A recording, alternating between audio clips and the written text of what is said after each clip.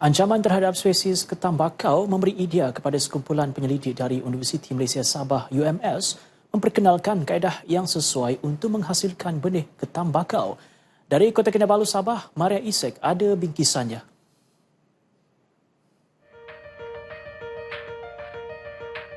Berbeza dengan semenanjung Malaysia, ketam bakau atau nama saintifiknya Seila transcubarica merupakan spesies raja sepit dominan di Sabah dan sering dijual di pasar-pasar tempatan dan restoran makanan laut, malah mendapat permintaan tinggi daripada negara sekitar Indo-Pasifik seperti Jepun, China, Singapura dan Australia. Harganya yang mencecah RM28 hingga RM60 sekilogram menjana pendapatan lumayan nelayan sekaligus penternak sekiranya dibangunkan secara komersil.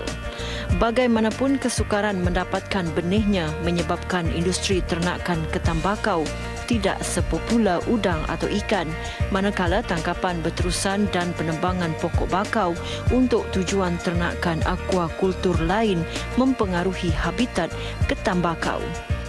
Benih ketam buat masa ini kita punya bekalan di pasaran 100% atau 100% adalah bergantung dengan bekalan daripada habitat liar yang kita tangkap dari kawasan semula jadi.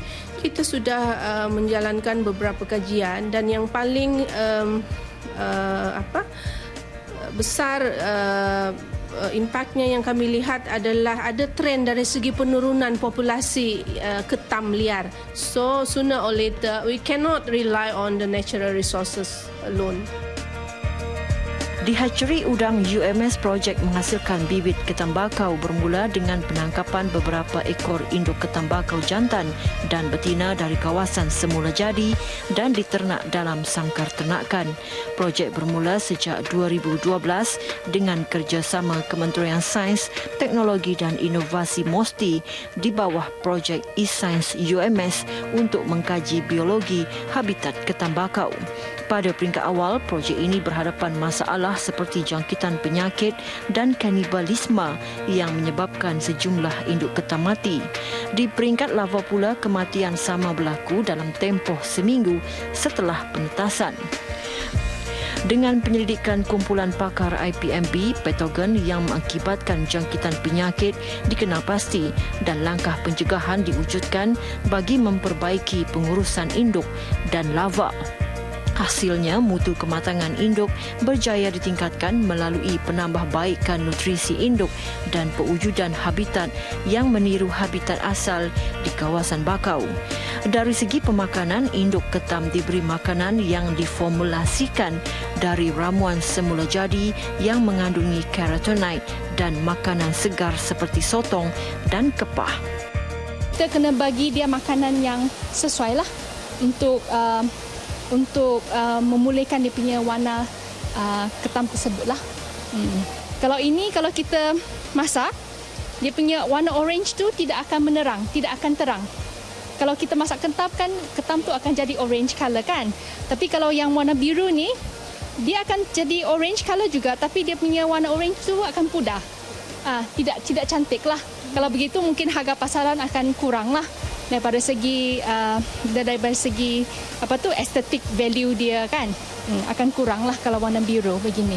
Jadi kita perlukan ketam dengan yang warna dia yang inilah cerah orange untuk menaikkan dia punya nilai pasaran. Secara purata, seekor ketam menghasilkan 1 hingga 1.5 juta larva bergantung kepada saiz ketam. Walaupun skala pengeluaran peringkat awal kecil iaitu 5%, kejayaan menghasilkan berjuta larva dengan kadar kemandirian 5% ketam insta memungkinkan penghasilan benih untuk penternakan ketam secara komersil. I'm quite happy with the performance of the shrimp hatchery, considering we are only about 4 years full operating lah.